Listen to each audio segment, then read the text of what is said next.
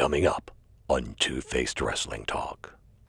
We review SummerSlam and discuss how long the new champs will hold their belts. We also review NXT TakeOver. Our extended discussion looks at All In, which is just around the corner. And we catch up on Impact Wrestling and Ring of Honor ReUnited tour highlights. WrestlingINC.com brings you Two-Faced Wrestling Talk, the podcast that goes beyond WWE and goes in depth on ROH, NJPW, Impact, and more. Also featuring fun pop culture and wrestling crossovers, listener Q&As, and extended discussions about wrestling topics past, present, and future. Now, here's your host, Kelsi. Hi, and welcome to Two-Faced Wrestling Talk. I'm joined, as usual, by my co-host, Paul. How'd you enjoy this crazy weekend of wrestling, Paul? I thought it was good. I thought SummerSlam was probably a little better than I expected. And NXT TakeOver delivered like it always does. Yep, I have to agree with you on that. And before we get into our extended review and our in-depth discussion on that, let's first remind you guys to follow us on social media at TwoFacedPod, TWOFACEDPOD. And if you go to twofacedpod.com, then you can find out all the different audio platforms you can listen to us on, as well as find the link to Wrestling Inc.'s YouTube channel to be able to view us, because we actually have a video version. If you're listening, there's a version you can watch. And also, if you follow me personally on Twitter at SuperKickingIt, SuperKickingIt, you can vote in polls, give us your opinions, and submit questions for our shows every week. I give you guys the power. As I said last week, you've got the power to decide what wrestling t-shirt I'm going to wear every week. This week, the shirt choices were Best Friends, Roppongi Vice, kind of a similar theme there, and then Jay Lethal. And Best Friends one, as you can see if you're watching on YouTube, I'm wearing a Best Friends t-shirt, and it's kind of modeled after Bert and Ernie. It's kind of funny. I like it a lot. And that won with 48% of the vote.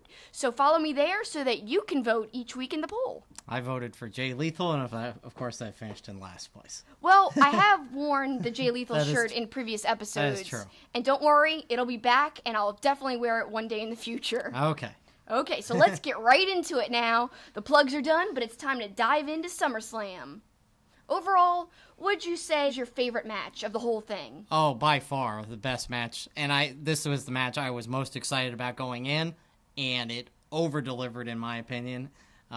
Samoa Joe, AJ Styles, just awesome. Awesome storytelling, awesome heel work by Samoa Joe.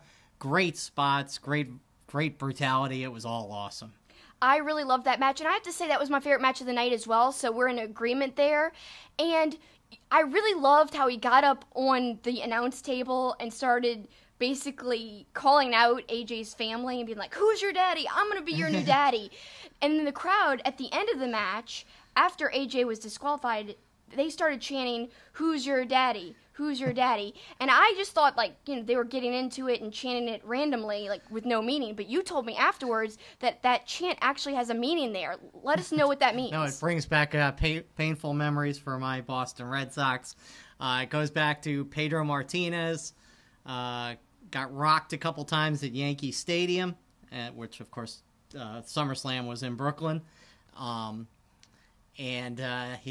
he said in his post-game press conference, I just have to tip my cap and call the Yankees my daddy. And then the next time he pitched at Yankee Stadium, 52,000 people were chanting, "Who's your daddy?" And it went on during the playoffs and all that. Of course, the Red Sox got the last laugh, coming back from 3 games to none down to win the American League pennant in 2004. But not that I just remember that like it was yesterday or anything. I think you do. But yeah, that's some sports facts that I did not know. And it actually kind of added to the match once you told me what it meant. That was kind of cool that the crowd started chanting that at the end instead of just it being a random thing with no meaning.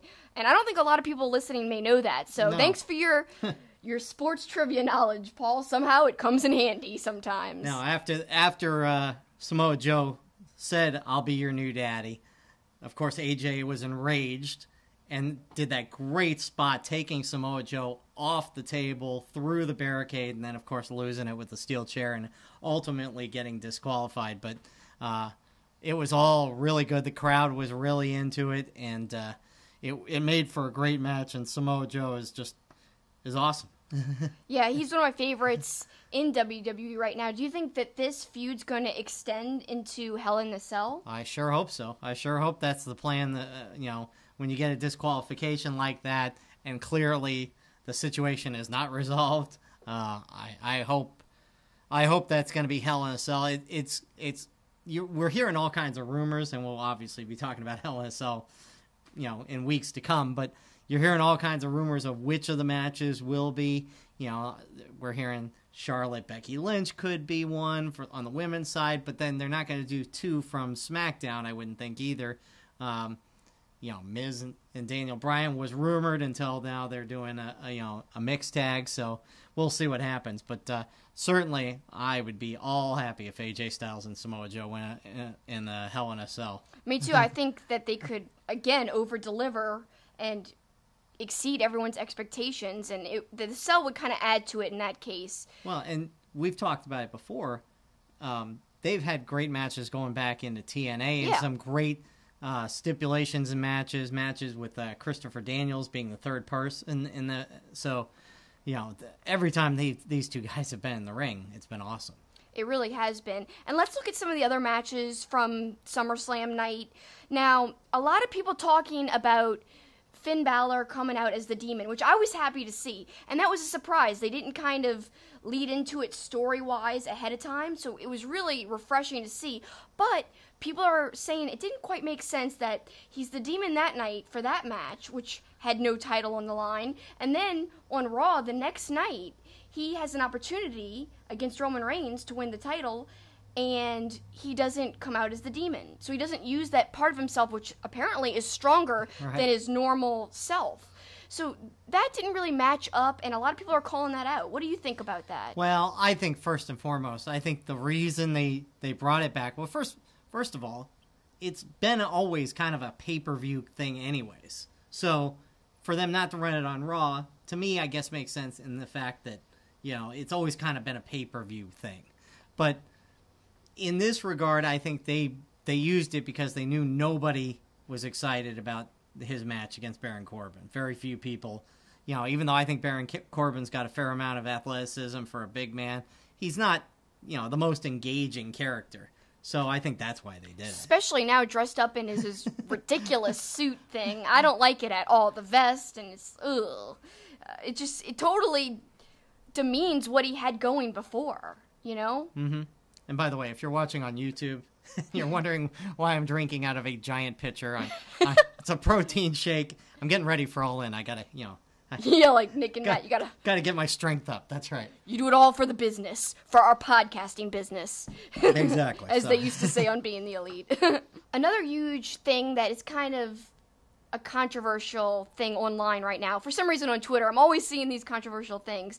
The Becky Lynch heel turn, which happened after the triple threat women's match at SummerSlam. Charlotte won, kind of coming from behind, and then Becky looks like she's hugging her and turns on her. And the crowd loves it. The crowd's happy about this, and they were actually booing Charlotte once she won the title. Right. Then on SmackDown, it kept going further and further. Becky tried to blame her heel turn on the crowd, which is kind of like a weak story point, and that's why everyone's complaining, why are you turning her heel now that people are still cheering her? You should have went with her as a face anyway. I'm not really a fan of Becky Lynch that much, and the heel turn, I don't know. It's not that entertaining to me. Well, I mean, we could see it coming, obviously, for a week and a half, 2 weeks. I'm fine with the heel turn on the surface, but you just touched on it, and I completely agree. The blaming the crowd is such a weak reason, and they use it so often in WWE is why it's because of you guys. I know it goes back to old storylines, blaming the crowd, and that, the heel is supposed to incite the crowd and all that. But when the crowd is cheering her, and cheering all of this, it makes no sense to say it's the crowd's fault I'm a heel. Yeah, and if you guys love Becky Lynch, that's fine. Like I said, my big mantra every episode, I'm going to remind everybody, it's okay to agree to disagree. It's okay to have differences of opinion, as long as we're all respectful. So if you like Becky Lynch, that's totally cool. No problem at all. She's just not my cup of tea. But yeah, at least it was something different, but it was kind of obvious that it was going to happen. Yeah, for sure. And switching gears to the Raw Women's title, something that seemingly was obviously going to happen as well, Ronda Rousey winning the title. I want to get your thoughts on her complete domination, first of all. And then second of all, putting the belt on her. Do you have any problem with that? Another thing that people have a problem with apparently online, and I don't in this case, I don't mind her having the belt. I don't mind that she dominated the entire match and it was quick. I kind of like that because she's a legitimate, fighting star. And so they were painting the whole story of the match like Alexa Bliss was kind of scared secretly anyway. Like you saw the look of horror on her face at that one Raw, I think it was. She was like backing away and looking back in horror at Ronda Rousey. So I kind of like that she dominated and showed that it wasn't just all talk. Obviously, she can back it up. We know that from her history with UFC. So there you go. I have no problem with it. I love Ronda Rousey. But, how long will she hold the belt for? That's the big question everyone's talking about. Well, I think in this regard, I don't know many people who don't think that eventually it's going to be Charlotte and Ronda at WrestleMania, at the next WrestleMania up in New Jersey. I think so too. I think that's the direction they've got to go. The question is, first of all, you got to get Charlotte and Ronda on the same show. That's first and foremost. Yeah. Although Charlotte could, if she's not the champion for some reason, win Royal Rumble or whatever and choose. But the bigger question for me is how they're going to handle Ronda, even if that is the plan to go to WrestleMania. Is she just going to steamroll everybody on Raw? That's probably, look, she should, Like, you look at the talent, unless somebody uses heel tactics or whatever, Ronda should dominate, except for if Nia Jax came back and they had a match again. That's somebody she shouldn't dominate. I think she shouldn't necessarily dominate Asuka. And I feel like, say, Ronda even beats Charlotte eventually. I think the person that could beat Ronda would be Asuka, and that would kind of make the loss to Charlotte at WrestleMania a little less hurtful for Asuka's legacy. Because everyone's complaining, another thing people don't like is how Asuka has been diminished. And I think the streak had to come to an end, so I'm not upset about that. And Charlotte is obviously the women's wrestler that they are going to push for the next few years. They're kind of pushing her as the dominant woman in that division, which is okay. She's got that legacy, and she is such a natural in the ring. I kind of agree with it. But now we've got these other, very close contenders that are just behind her that should be really at the top of the division as well. Asuka's one of those people, and a huge win over Rousey, that would do wonders to bring her back into prominence and kind of make her feel like a threat again, I think, eventually. A long ways from now, but it's going to be interesting how they book Rousey, because she doesn't have a ton of singles experience with singles matches, so I don't know. We'll just have to see how it plays out, but I'm interested in what's going to happen. It's fresh. It's new. Well, and again, going back to mine and half of the wrestling community's theory that she's going to face Charlotte at WrestleMania, the other thing you got to start doing is thinking beyond when Ronda's contract ends. So you've got to start positioning people. Who do you want to eventually knock off Ronda? And Asuka would be a good choice. But you're right, they are clearly going to push Charlotte for a while, and that's going to be the case for the foreseeable future. Now, speaking of people that they pushed, they've been pushing, and finally Roman Reigns is the Universal Champion. What did you think of the match itself? I think the result isn't a surprise, obviously. No. What do you think of the match itself? And then what do you think about what happened the next night on Raw?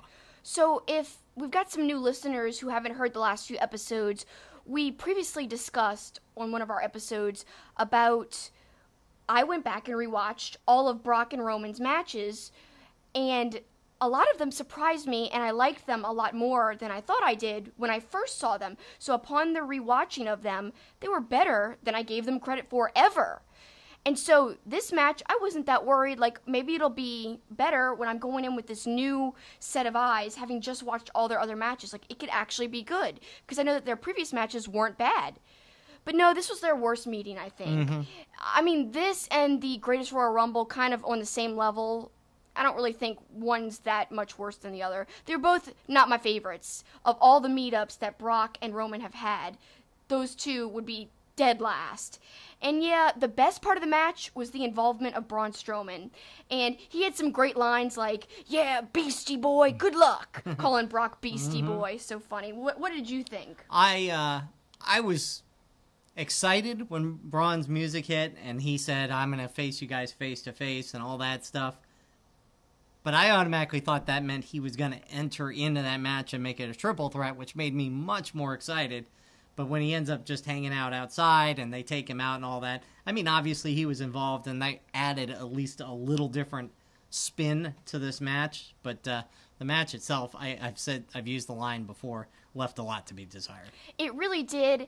And what worries me, moving on to what happened actually on Raw after SummerSlam, I am worried about Braun Strowman. I know he didn't lose the briefcase when he tried to almost cash it in, but then it was prevented by the Shield. By the way, yeah, there's a Shield reunion that happened, which I also am not a fan of, just because I'm not a huge Shield person. I never have been, and to me, it's definitely a way they're trying to get Roman over, and I feel like we just kind of saw a mini Shield reunion in different ways, so it's not that fresh in a way. I don't know, how do you feel about that? Well, a lot of people are excited, so I'm not trying to take anything away. If you guys feel excited, that's cool. Just not my cup of tea yet again. I liked the Shield a lot when it was going. I don't like this. First of all, Dean Ambrose earlier in the night looked really good in his singles match. Few new moves, a twist on the way he used to hit Dirty Deeds. I thought he looked great, and now I think you're almost pulling everything back by now.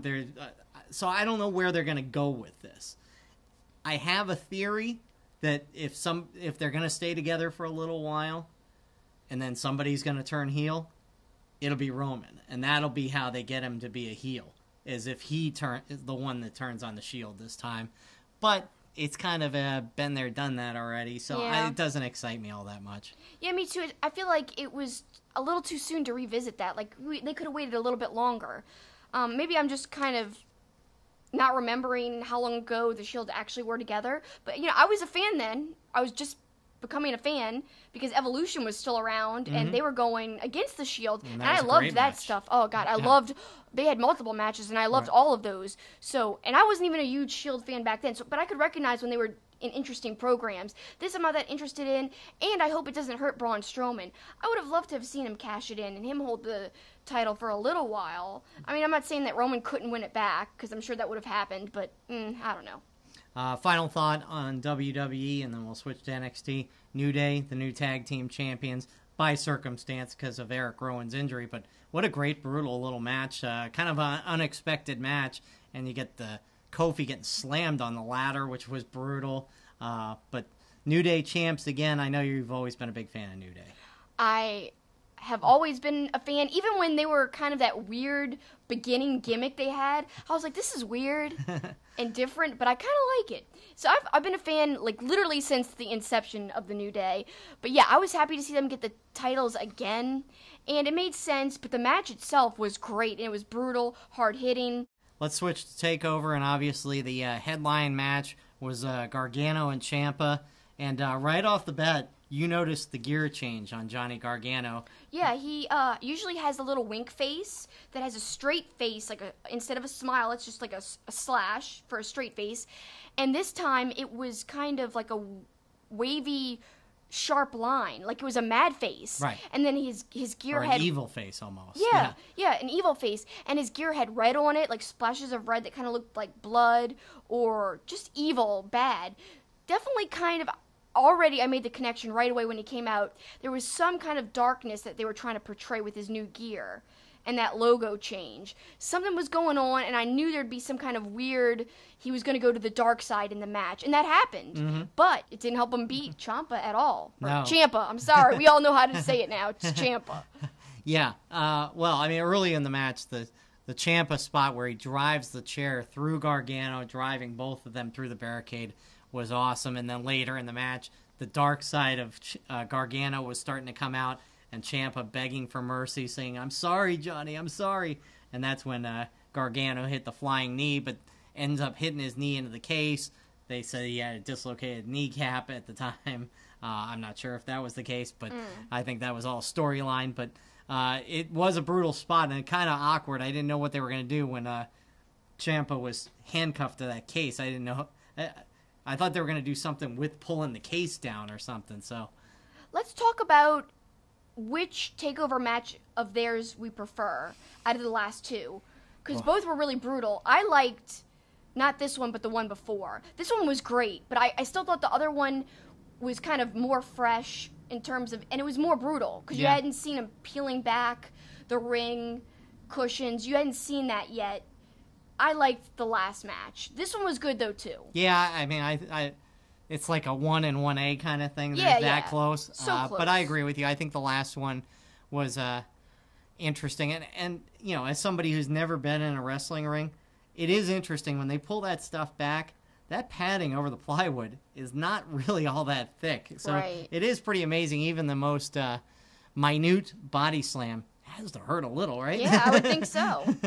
Now let's talk about a match that I thought was going to be one of the best matches because I love the people involved. So EC3 versus Velveteen Dream. That was a really big disappointment for me. And people were praising it, but there was a lot of overselling by Velveteen Dream, who I love. I love Velveteen Dream, so it hurts me to say this. But even when EC3 threw a jacket at him, he just oversold that. He was overselling when he was on top of the turnbuckle. He was bouncing 5 feet into the air. Oh my god. Well, plus he kind of placed himself on the turnbuckle. Oh, which so was obviously weird. placed. Yeah. I just didn't like all that overselling, and EC3 had some awkward parts in the match, awkward sequences, very slow moving. I was so looking forward to it, so this was kind of like a bummer to me. It didn't live up to what I thought it was going to be. Of the 5 matches of the night, that is clearly number 5 for me. Oh, yeah. Other way around, though, I thought Kairi Sane beating Shayna Baszler was terrific. I thought the way they executed that was pretty good.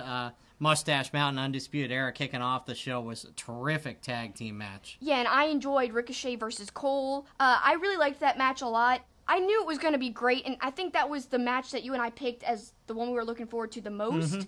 And it really did deliver. Yeah, it did. I mean, I love that spot where Cole hits the super kick on Ricochet as Ricochet is coming out of midair, and just the timing and the visual of that I thought was awesome.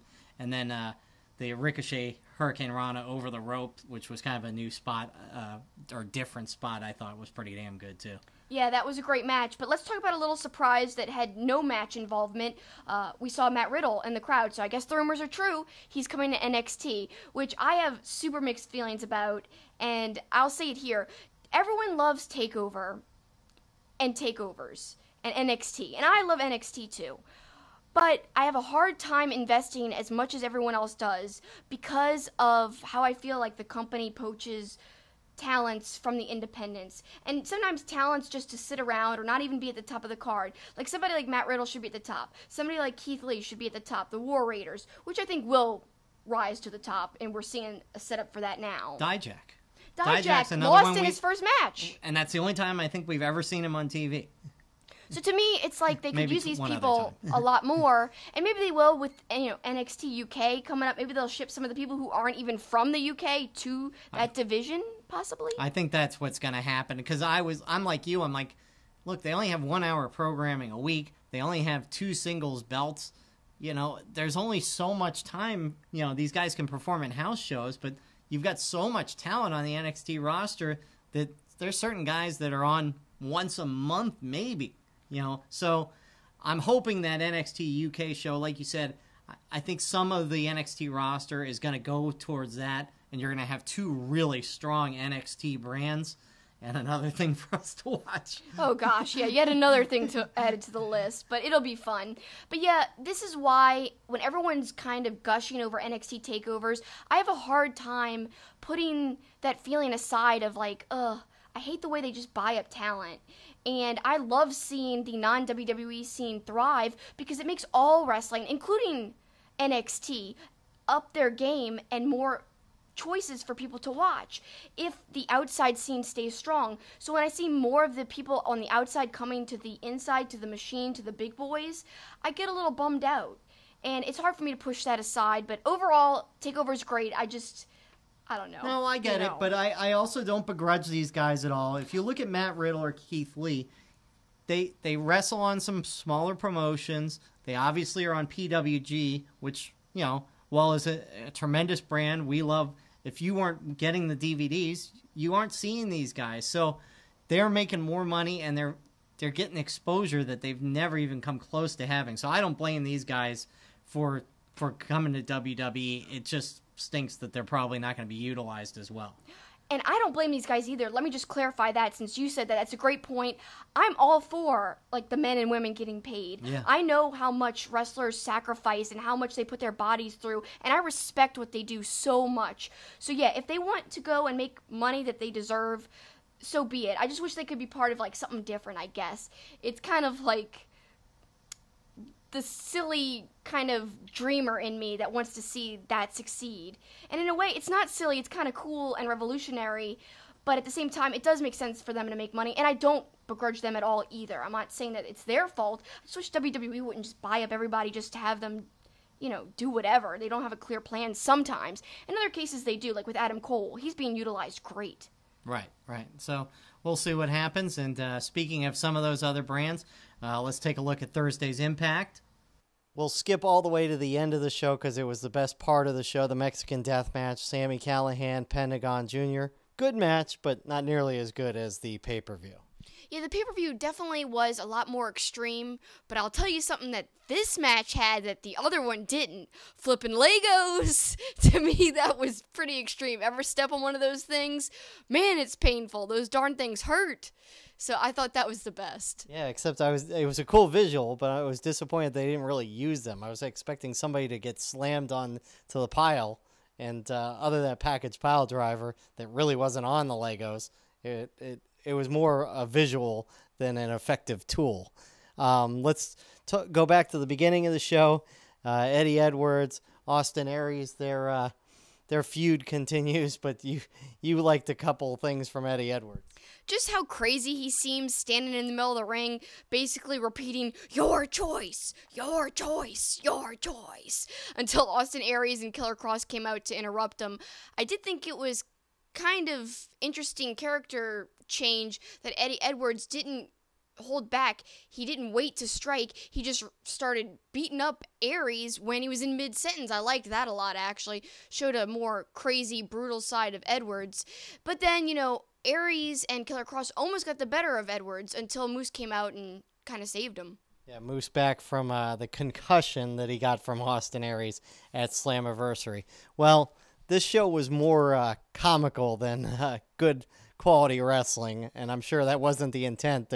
These video packages, some of them are just so terrible and cheesy.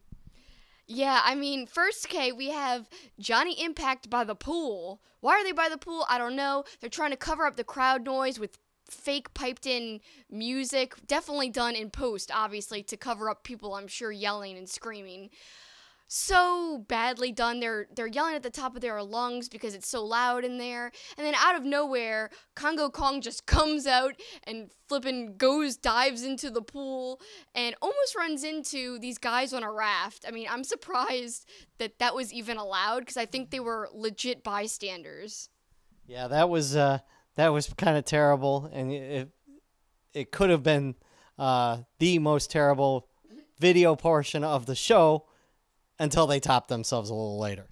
Yeah, so then we also have the ridiculous Rich Swann walking interview. Why are they walking? Why are they shooting them from the back?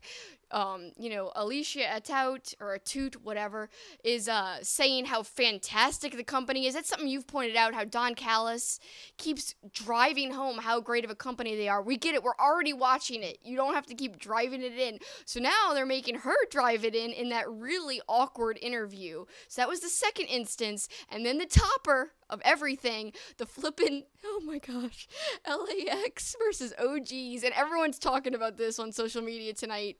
Apparently, the OG's just killing a kid, running him over. I mean, it's not funny, but it's so bad. Like, the kid's just laying there. It's just terrible, and it's awkward. And then the way Callis and Josh Matthews addressed it when they came back from the video package, it was just absurd. What did you think? Well, they were all somber, and we've got to carry on and all this. I half expected to go with your point about driving home how the Impact is different. I half expected Callis to go, no other wrestling promotion is willing to kill a kid on TV. So, yeah, that was pretty terrible. And by the way, I think I noticed, too, that video was shot in the same place they shot the Rich Swann video. The building looked the same. I'm not sure, but it was all pretty cheesy. It was, but I wanted to see what happens after that whole kid thing. I'm sure they're going to have a continuing story with that. But one more good thing, let's end on a good note.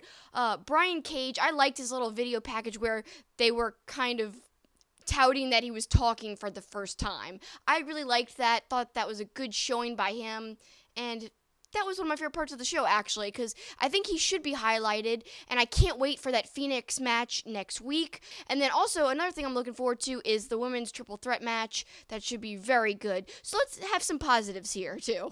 Yeah, we can have some fun, but there is some good stuff as well.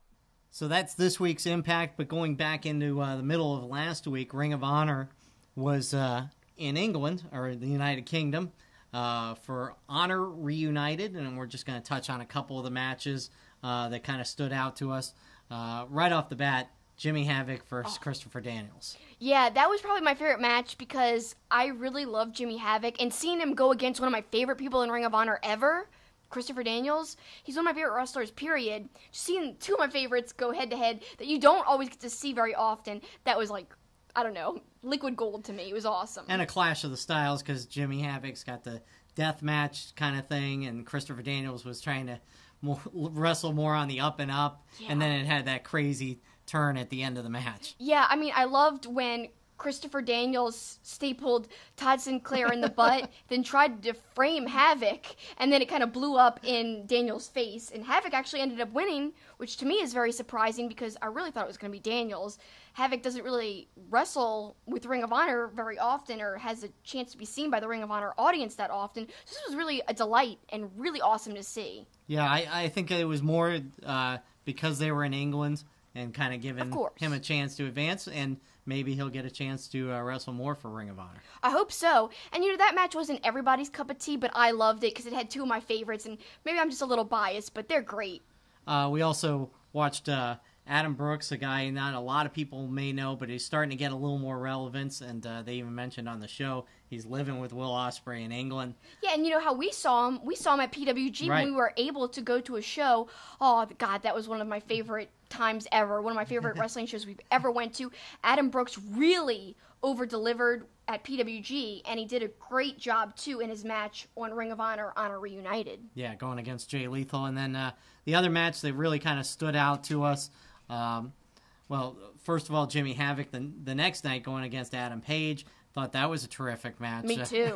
Again, the stapler comes into play. Stapler, buckshot, rite of passage, Adam Page the winner. And then the match you really were looking forward to, Punishment and the Briscoes back to night one against Marty and the Bucks. Yeah, I loved that match, and I liked how the Young Bucks came out with umbrellas with fringes. They've got a shirt like that, and it's called Supervillains, and there's, again, a cartoon umbrella with little tassels, and they came out with actual umbrellas with little tassels, and I loved seeing that. Great match, really fun, like always. They always come up with really creative in-ring sequences, and just a little teaser, next week we'll be talking a lot about the Young Bucks, their best matches, and what they've meant to the non-WWE wrestling scene and how revolutionary they are and kind of just the impact they've had, not just outside of WWE, but all of wrestling. They've had a huge impact. So yeah, we'll be putting out a poll. Check us out at TwoFacedPod on Twitter and at SuperKickingIt for my personal Twitter.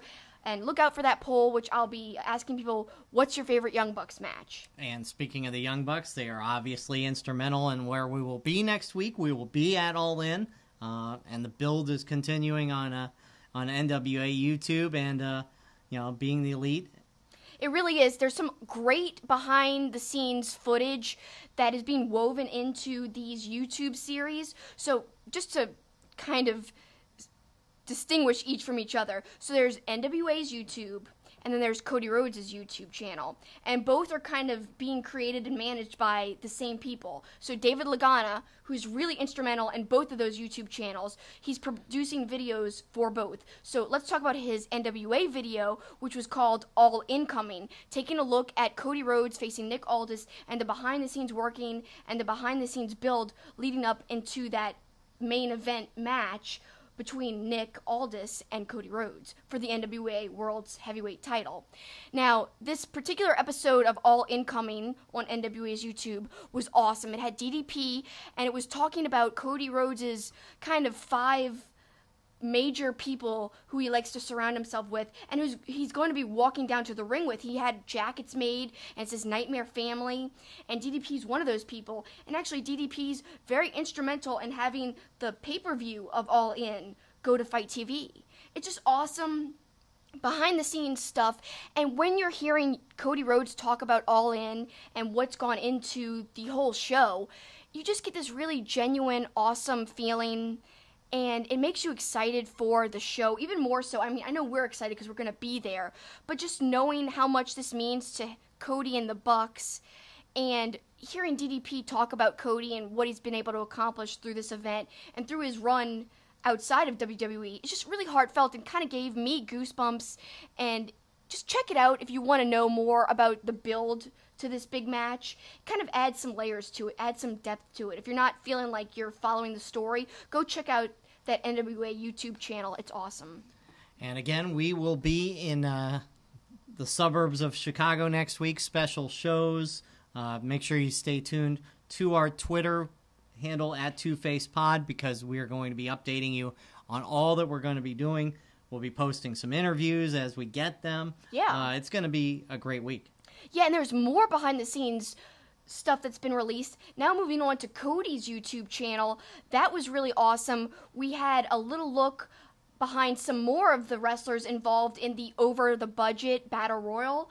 And somebody they highlighted was Kelsi Green, which I love her. And it was great to see a little bit of her talking about what it means to be a part of All In. That was great. Cody talking about the Battle Royal and how he kind of sold things like the ring canvas. He's going to sell the turnbuckles, all to kind of pay for that big match. And that's going to be a part of 0 Hour, which is going to air on WGN America. He also talked about how big of a deal that was. So check out Cody Rhodes' YouTube channel for that video.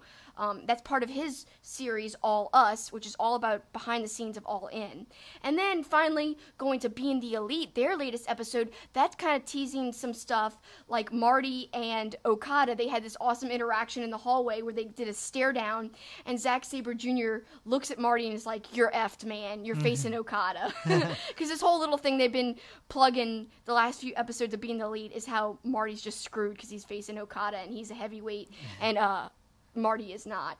I can't wait to see that match. Yeah, I'm looking forward to all of it, and can't wait to get there, and can't wait to get up there and have some deep dish pizza. Yep. The Red Sox are playing the White Sox that weekend. We're going to that. So it's going to be an awesome few days in Chicago. Yeah, and speaking of All In Chicago and our experience and our interviews we're going to have, when we come back, our extended discussion is going to look at All In, and you're going to hear from us a few months ago when we first found out we were going to be on Podcast Row, and then we'll add on, and we'll come back and tell you guys our thoughts on All In now, as we're about less than a week away.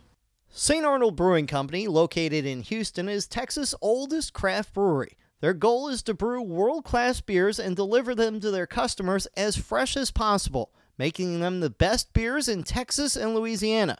Their customers are beer lovers, people that appreciate great, full-flavored beers. So whether you're enjoying an Art Car IPA or a smooth-drinking lawnmower, look for St. Arnold beers throughout Louisiana and Texas. Welcome back to Two-Face Wrestling Talk, and it's time for Heads and Tails.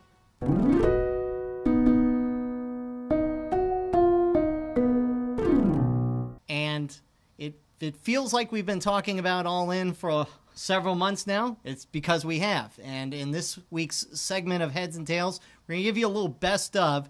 This is our discussion about All In the week it was announced that it was sold out. And the discussion of how big a show All In is going to be. Well, let's talk about All In. And this is our Heads and Tails segment, and we're going to have an extended discussion about All In because it's been a big week. They made some announcements, not just for us, but, you know, for the show itself, too. But what do you think the significance of this whole event is? Well, I think that people were kind of contesting, yeah, All In, it's impressive that they sold out a 10,000-seat arena, but what does it mean the day after it takes place? What's really going to be different in the world of professional wrestling? Well, what's different is that it was possible. Man, if you were just reading about the numbers and the facts of history, the last time this has been done, such a building has been sold out in the U.S. by a company that wasn't WWE, was back in 1999. That's so long ago. And so just knowing that not even a promotion outside of WWE, but 3 guys who have never promoted anything before, with no help from major advertising, they sold it out within 30 minutes. Like, I thought they were going to sell it out, but I didn't think it was going to be that fast. I thought maybe like a week, 2 weeks, I don't know.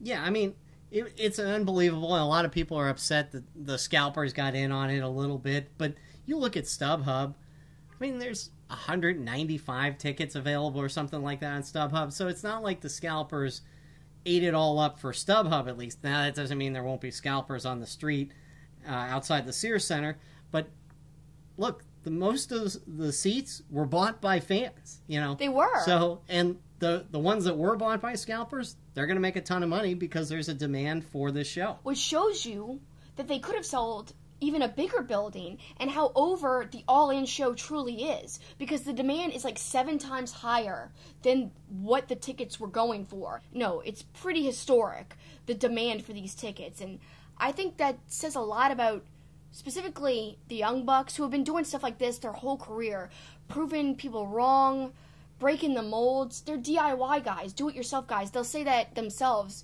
They've described themselves like that for a long time. And that shows in this event. Cody was just like the cherry on top of all of it to kind of make this event actually happen, to put his spin on things. He's really a passionate guy from what I've heard and read. And that really comes across in his promotion of this event. And like I said, maybe WWE won't change after this event is gone and over, but I just think the mindset of wrestling fans and wrestlers will change, especially people outside of WWE. Hey, this is possible. We could do anything if we set our mind to it. But what also could change, yeah, WWE's not going to be scared or intimidated, but if you don't think they're going to go after some of the people who are putting All In on, you're kidding yourselves. They're going to be like, wow, we want these guys. Not because they're going to hurt us competition-wise, but because we just don't want other people running 10,000-seat shows. We don't want that. Well, and I'll go another direction. Maybe not even poaching the guys. I'm hoping it will open WWE's eyes to people want to see this style of wrestling. People want to see good, long matches with good storytelling and not, you know, their best of 3 of every fight story that they have going. It's always one guy wins, another guy wins. You know, it's always the same cookie cutter thing. That's my hope, that this event will open their eyes to, wow, 10,000 people wanted to see this. I wish, but I don't see that happening at all. I don't think WWE is going to change how they do things at all. And in fact, I saw that the WWE stock is higher than ever right now. So that just shows you it doesn't matter what they do, really. And I don't think this event's going to change anything in terms of how they do business. I just think it's going to make them want to acquire the people who are putting on this event, because they don't want the event going on, just to spite the independents. That's how they are. They see something big going on, they're like, oh, we want to stop that. They've crushed competition throughout their whole history. That's what they do. Yeah. So to me, that's the only change within WWE. But outside of WWE, it's a bigger change. It's more of like a mindset. And yeah, people are arguing it might not mean anything, but you don't know what it could change. The butterfly effect, you know, something so small could set out a chain of events happening, a domino effect. So we don't know. This event could really change a lot of things, and even something minuscule that comes from this event. Like I said, the NWA, being a part of this is a big deal, and that's kind of momentous in itself.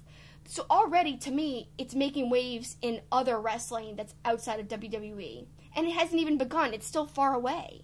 Imagine as it gets closer what's going to change. I wish, and it'll never happen, I wish that the WWE was open-minded enough to let some of their guys actually be in it.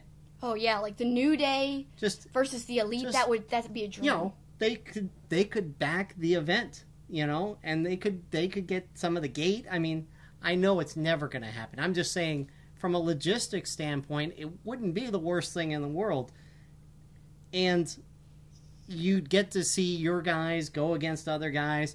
You know, look, there could be a standing agreement that the independent guys win a certain amount of matches, and you know, so it's even or whatever. Nobody's dominated or whatever. However, again, it'll never happen. But if something like that happened, where you got a chance to see some of the WWE guys go against guys that you'll never see them go against, how amazing would that be? Yeah, in like a more creatively free environment. Oh, I would kill to see that. I just think, it'll never happen. But we can dream. Well, we really can. Finally, what about the negativity? What about the negative side of the way people are perceiving All In? People were just like, can't people stop talking about All In? And I don't understand why you'd want to rain on somebody's parade. Like, even if somebody is hating on WWE, they still, like, don't try to kill people's excitement all the time. Like, to me, this is something special. Why try to, like, downplay it? It's something that doesn't happen every day. There is proof to show that it doesn't happen every day. I mean, I'm not just saying that as an empty statement. It is fact. And to try to, like, downplay what it means or how people are excited about it, I don't know. I think that's kind of lame. And I'm really happy because I know they sold it out. I know there's a big demand. People are trying to make the excuse, like we talked about earlier, the scalpers thing. They bought all the tickets up, and that's the reason why it sold out. That's not true. Everyone has basically come out and dismissed and proven that to be not the case. There's not that many tickets on the secondary market. That's why they're going for like $1,000. It's crazy. And look, some of the biggest names in wrestling are taking notice of this too. Yeah, like Paul Heyman, he sent out some tweets personally congratulating the Bucks and Cody. And let me just read some of what he said because I really liked it. He said, "It goes without saying that Dusty would be so very proud of Cody Rhodes and Matt and Nick. Hope everyone involved is proud of themselves because this particular accomplishment cannot and should not be understated.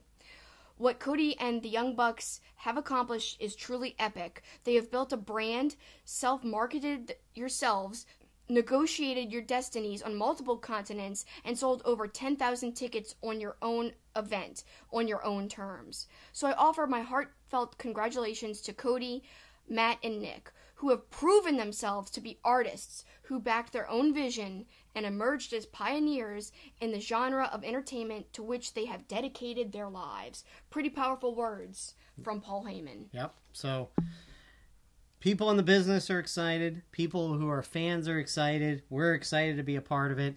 It's pretty exciting. So many people involved in the business, so many fans. Everybody's taking notice of how big this is.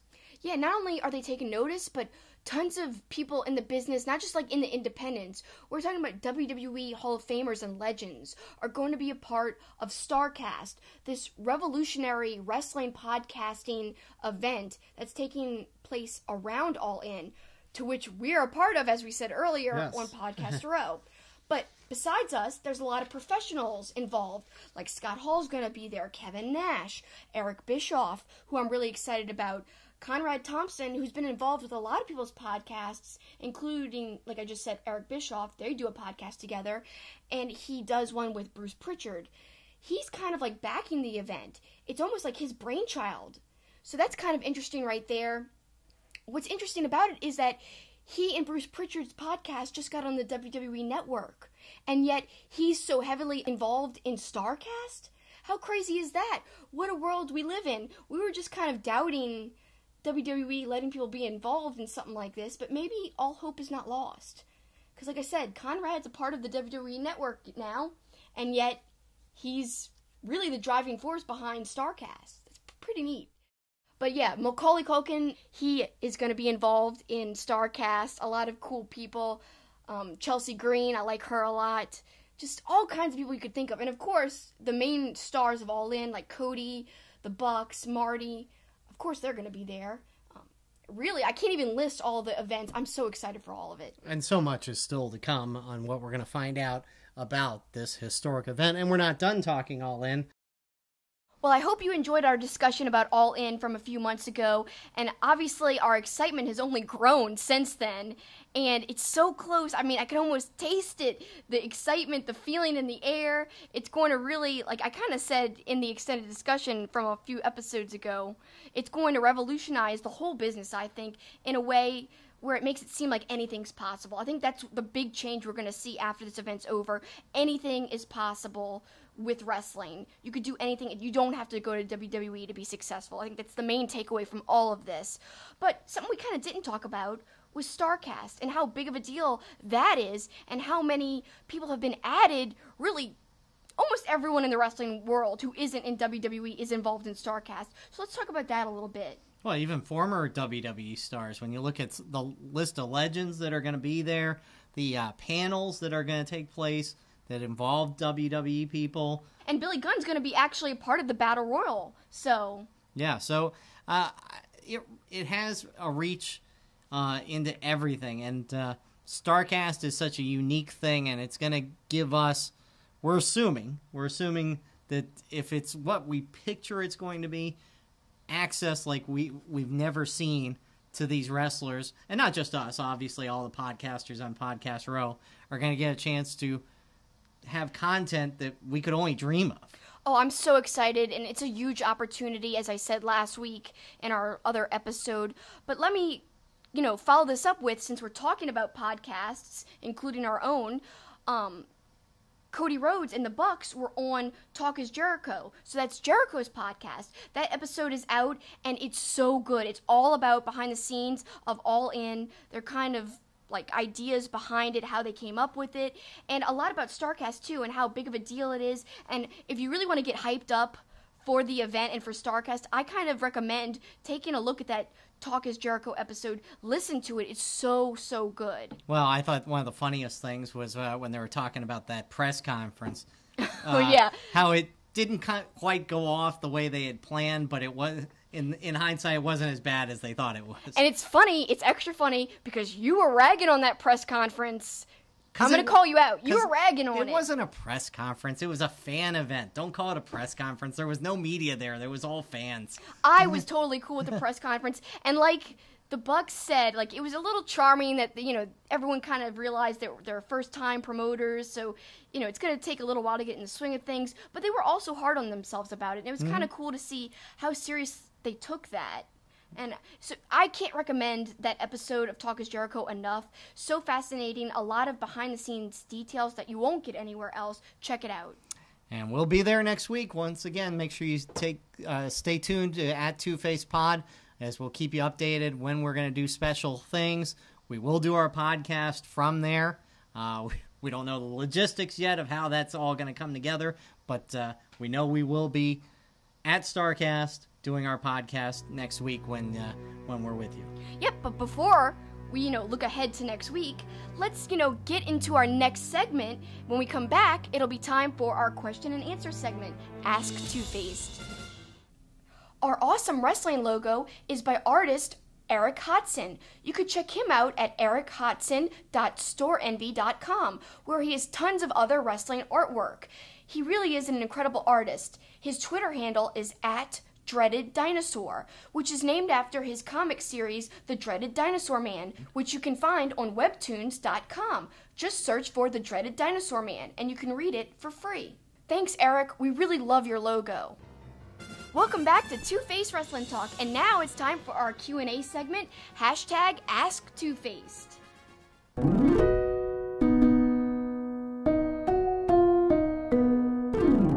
Our first question comes from Mags and Bags again, @Deej Kirkby. Which of the announced All-In matches are you looking forward to the most, and which of the rumored Evolution matches are you most interested in? Well, I'll start with All In. I am definitely, obviously, Kenny Omega versus Pentagon is going to be amazing. But the one I think I'm looking forward to the most is going to be the Rey Mysterio Phoenix Bandito versus the Golden Elite. Obviously, I've talked about Phoenix on this show. Huge fan of him and what he does. I am a huge fan of Ibushi, much to your chagrin. So I'm very excited about that match. As for Evolution, yeah, we're hearing a bunch of rumors. Again, I hope they don't go too heavy on the legends. We're hearing a Trish Stratus, but I'm hoping they get back on track with a Boss versus Banks. That's what I want. So I'm going to copy your answer for Evolution and say that I definitely want to see a Bayley and Boss match because I really think their feud needs something. They just dropped it. Now they're getting along. Let's make them argue and fight right before the pay-per-view and have that epic match we all know they can have. The match that they had at TakeOver. We just had TakeOver Brooklyn. That's where it all started. That's where the magic was. I know it can happen again if WWE lets it. Yeah, but I want to see them get on that soon. Yeah, start me too. We're only two months away from that. Let's get back on track of them hating each other and beating the hell out of each other backstage so that we can get to that. Yeah, let's hope. And as far as All In, gosh, I have so many I'm looking forward to, but I have to agree with you. I do really want to see Omega versus Pentagon, of course. But I think a very close second, and this is kind of surprising maybe to most people, Christopher Daniels versus Stephen Amell. I've said it before on the show, Stephen Amell is not just a celebrity who wrestled once and just, did it just 'cause. He obviously has a passion that you could see, and he obviously wants to do well. In fact, I saw a tweet and he said, I just don't want to do well at All In for me. I want to do well to make Cody proud and to not let him down because it's been great becoming friends with him over the last few years.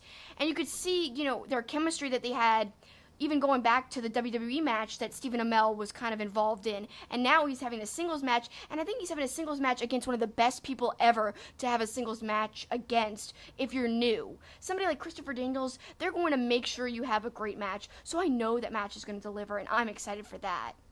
This one's from @View from Top Rope, and 2 questions here. One's kind of fun. Let's answer the second question first, and then we'll get into the first one. Second question is, you can add one wrestler who is not currently involved with StarCast All In. Who would you choose? Well, this is easy for me because of the Talk is Jericho episode. Chris Jericho seems so interested in this event, and it's like they even addressed how he has been preaching that he's not going to work for anybody but Vince in the States.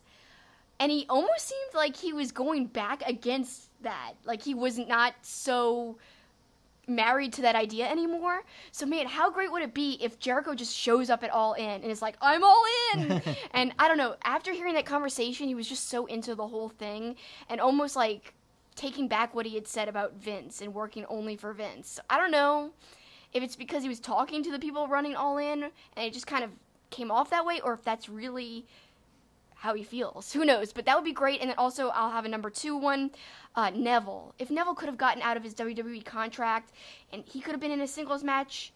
And it's kind of funny, Cody Rhodes just tweeted, I miss Neville. When he was referring, I think he might have retweeted somebody about the Stephen Amell match, which Neville was involved with as well as, Stardust, a.k.a. Cody.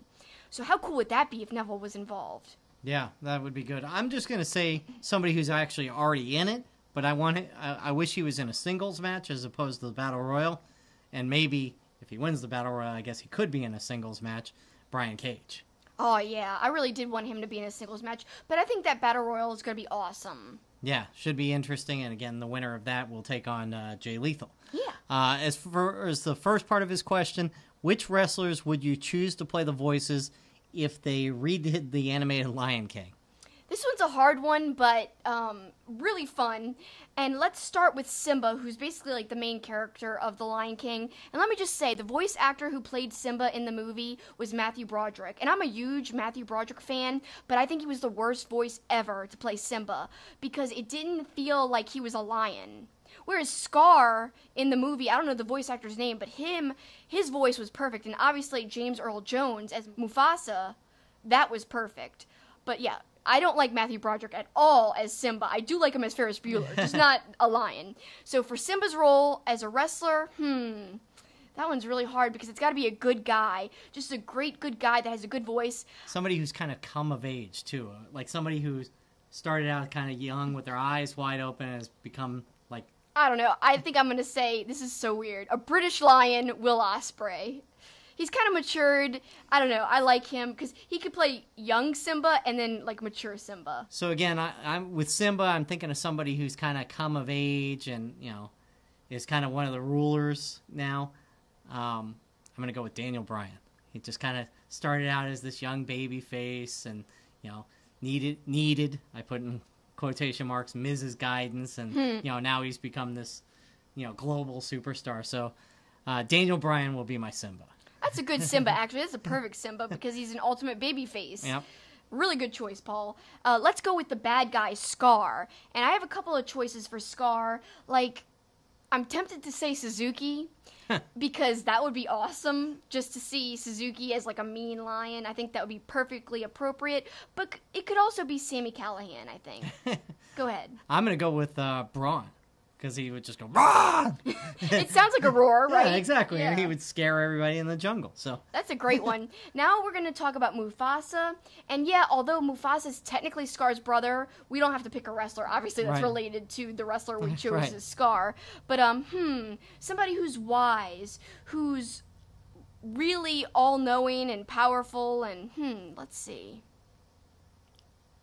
well, I've got one. Go. While you think, I'm going to go with, you know, somebody who's kind of been a mentor and who unfortunately is no longer with us, Dusty Rhodes. Oh, that's amazing. That's an amazing Mufasa. I wish I would have came up with that. I love that. Oh, I don't know. I can't beat that pick. Oh, gosh. I really can't beat I'm just going to go with yours. Okay, I'm going to that's fine, copy it. that's fine. I can't beat it. It's so good. Let's go with our final, Nala, who's the only female, basically, main character in Lion King. Well, I guess since I said Daniel Bryan, I guess I should say Brie Bella, right? Because Yeah, it's his they're girlfriend. lovers. So I guess I'll just Lovebirds. go with her. Yeah, can you feel the love tonight? That's in that movie, so yeah. I know it is. Just making sure. You don't know things I am actually sometimes. aware of this movie. Okay. And this is actually a good movie. I like a lot. It's all right. It's not my favorite animated. I'm a big animation buff. Yes. I really am partial to Beauty and the Beast, the animated version. I love that. And I've got a couple of others, like The Great Mouse Detective, which is kind of like an unsung great animated movie that no one ever talks about, but it's good. But yeah, Lion King's great. It is kind of during the renaissance of Disney animation. There was a little period of time where it wasn't doing well. Then with Little Mermaid, Beauty and the Beast, Lion King, Aladdin, all those, it started to do better again. And I just don't think it's been the same since that, string of movies, including The Lion King. But yeah, Lion King's great, and I think I've got a Nala. Okay. So to go along with your choice, you did Daniel Bryan and Brie Bella as, Nala and Simba. I think I'm going to do Will Ospreay and Bea Priestley. Because, they're going out in real life. They love each other. They live together. I think it's perfect. Sounds good. Good question. Love it. It was a lot of fun. At Metal_2006, with the addition of NXT UK, do you think they are going to use it for main roster call-ups like they do for NXT? Or do you think the UK superstars will stay there and do crossover matches like we just saw with Undisputed Era and Mustache Mountain? Well, I'm kind of hoping... I'm going to go with that second part first. I kind of almost hope that they're going to have a big takeover once a year, and I'm sure they're going to, where it's a crossover of NXT UK and NXT America, and you have champion versus champion, tag team, all that. I think that would be phenomenal. I'd love that. The first part of the question, I think they probably will, because I think they're going to, again, ship some of their stars over there, and I think they're going to do promotions like they do already. It's just a matter of will they use them when they promote them. I think a lot of those people would rather stay in NXT than be used the way they're used on the main roster. Yeah, lately the latest few call-ups haven't been used to the best of their ability. Like Sanity just hasn't been the same since they've been called up, in my opinion. I really miss the old school NXT Sanity. I think it also hurts them that Nikki Cross isn't with them, but I have to agree with you 100% on that. All right, next question is from @CalRiot. And wants to know which was better, NXT TakeOver or SummerSlam? This one's so easy. Obviously NXT TakeOver, but let me say that SummerSlam exceeded my expectations and was a lot better than I gave it credit for. Yeah, I mean, the answer is NXT TakeOver. When the EC3 Velveteen Dream match is the one that we were actually disappointed in, and that was actually still a decent match, but just not as good as the rest of the card. And it's perfect. We've talked about this before. It's a 2.5-hour pay-per-view. You know, you get 5 long, super quality matches, and so it didn't disappoint. But SummerSlam was very good as well. It was better than I thought it was going to be, for sure. Okay, and so Dave wants to know, do you believe there is a disconnect between fans and the WWE? For example, in recent events, Roman Reigns has turned crowds from entire boos into cheers or mixed. SummerSlam was widely regarded as a good show, but there are those online who seem conditioned to hate anything produced by the WWE, even going so far as starting another cancel WWE Network movement. Is there anything they can do to turn the tide of fan sentiments, or are they doomed to this fate? Well, I think we've talked about it before. There's an all-or-nothing kind of my way or the highway culture in America. And there are people that hate WWE, and then there are people who won't watch New Japan. But first of all, no, the canceled WWE Network, you either like it or you're not. There's not going to be people convincing you to cancel WWE Network. Yeah. So, it's just the nature of things. I think if people are just going to be rooted in their little pocket and not expand their horizons in any direction, then you're missing out. I do think that WWE programming can be great, but there is a disconnect between WWE giving content that's made for the casuals and then the hardcores. I wish there was like this happy medium, but it's kind of like skewed towards casuals a lot, to where the hardcores that Dave is talking about, those types of fans are not happy with the programming because they always think that it could be kind of portrayed better, that we could be getting more fresh storylines, that people could be utilized better. So there's always going to be people who are unhappy, but to me, I'm okay with agreeing to disagree, and I know that I'm driving that home, but it's okay to criticize WWE sometimes as long as you're doing it in a constructive way and that you're not bashing other people who do like WWE. It's okay to have a preference. It's okay to not like WWE. Right. Just be respectful no matter what you believe. Right. I think that's my philosophy on the whole thing. I agree. So, great questions, and again, if we didn't get to your question, don't take it personally. As our show has gotten bigger, we've had to kind of whittle down the number of questions we can answer. So don't be discouraged. Keep asking questions, and hopefully we'll get to you at some point. Yeah, and this week I'm going to try to record some answers to some questions we didn't get to, and then release that either on Twitter or on my own personal YouTube. So look out for that. Follow us on Twitter at TwoFacedPod so you can keep up and find out where I'm going to release that. Also at SuperKickinIt, like I said before, and you won't miss a thing. And now it's time to close out the show and send them home. What do you got, Paul? Well, I'm going to play off of something you said during the extended discussion at the end of that, at the end of Heads and Tails, when you talked about how All In is revolutionizing the business, and this is a revolutionary time in the business. And we've talked about it a few times, but now it's to the point where it's big occurrence and legendary occurrence after legendary occurrence. I am almost of the belief now, because of All In, and maybe even prior to that, because of New Japan coming to America and having success, that the bar just keeps getting raised. And I think as significant as All In is, and what an awesome event it's going to be, I think the G1 Supercard at Madison Square Garden and poking WWE in their backyard in their favorite building shows how far these promotions are coming. So the bar just keeps getting raised. I didn't think anything would be bigger than All In, but when I heard about the G1 Supercard, and we've got tickets, I'm so fired up. We've talked about that. Yeah. Just seeing wrestling at MSG is going to be awesome. But the bar keeps just getting raised, and now my question is, where will they go next? What will be the next big thing that that's not even on our radar, that we can't even think about right now, that's going to blow our minds? So it's awesome what Ring of Honor is doing. It's awesome what New Japan's doing. Impact, they're certainly creating a buzz counter to WWE. I have to agree with you. That's such a great closing the show segment. I like that a lot. The MSG show is going to be so much fun. I mean, it's going to be hard to wait all these months for it to get here because I am already excited about it. I'm so glad we were fortunate enough to get tickets because that was hard to get tickets for. Sold out right away, just like All In. Yeah. So very similar there with the importance of both shows. I think they will both kind of go down in wrestling history as something very important. So now for my closing out the show, another plug for Talk is Jericho. I've been listening to that a lot this week, and he had a great interview with Beer City Bruiser. Now, if guys don't know, I'm a huge fan of Beer City Bruiser. We interviewed him after Supercard of Honor. Couldn't have been a nicer guy. Also, he's tagging with somebody I really like right now, Brian Malonis. Together, they're, a tag team called the Bouncers. Love what they're doing. Loved their match with the Briscoes. We kind of talked about that in our last episode. And this interview with Beer City Bruiser and Jericho, so good. And Beer City Bruiser really came off like he wasn't fazed that he was talking to Jericho.